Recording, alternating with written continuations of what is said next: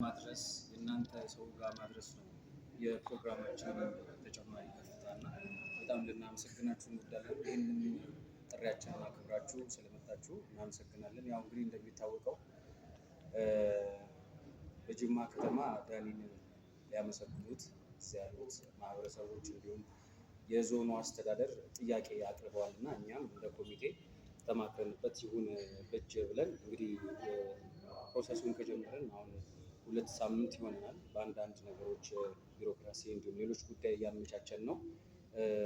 ትንሽ እንትን ያልነው አሁን በድጋሚ ሌላ ምስጋና ለጅማ ዞን አስተዳደር እናመሰግናለን።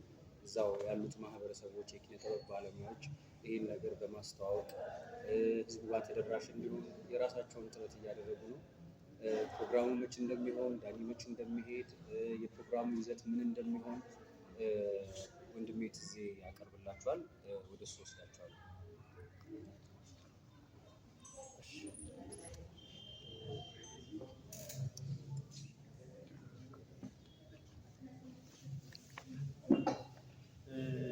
ሁላችሁም ጥሪያችንን አክብራችሁ ስለመጣችሁ እጅግ አድርገን እናመሰግናለን። አስሜ እንዳለው ጅማ ልንሄድ ነው። ቀንጃን ፊልም ለዳኒ ሲሞ ይዘን ነው የምንሄደው።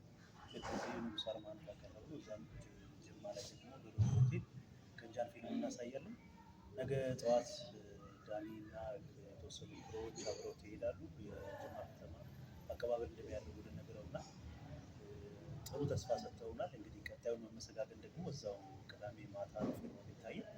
ዶሎ ሆቴል ቅዳሜ 10 ሰዓት ላይ ቀንጃ ፊልም ይታያል። እነሱ እዛ በጣም ተዘጋጅተው እየጠበቁ ነው። ፕሮሞሽን እየሰሩ ነው። ጥሩ ነገሮች እንደሚጠብቁ፣ ብዙ ሰርፕራይዞች እንደሚኖሩ ተስፋ እናደርጋለን። ጥሩ ነገሮች ሰምተናል። የከተማው ከንቲባ እጅግ አድርገን እናመሰግናለን። ዶሎ ሆቴል በጣም ትልቅ ምስጋና ይገባዋል። አዳራሹን በነፃ ነው የፈቀደልን። እንዲሁም ደራሲና ዳይሬክተር አንተነህ ኃይሌ የናምበር ፊልም ዳይሬክተር የጅማውን ጉዳይ በጣም ቀን ከሌት ይሰራበት የነበረ ጉዳይ ነው። እጅግ አድርገን እናመሰግናለን። ቆምላቸው እንደዚሁ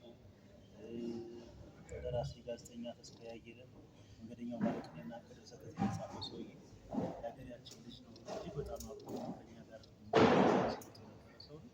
ገነት ማተሚያ ቤት አቶ ሳምሶን በጣም እናመሰግናለን።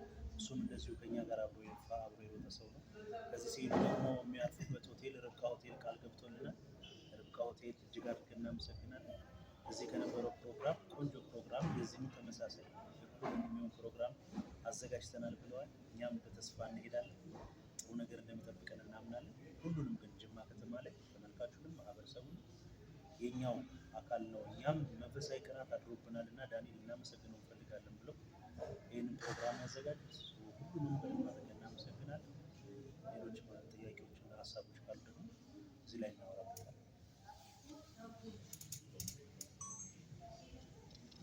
ይህንን ፕሮግራም ለሁለተኛ ጊዜ የምናደርገው የምስጋና ፕሮግራም የዳኒ ሲሞ ወይም ዳንኤል አሸናፊ ነው።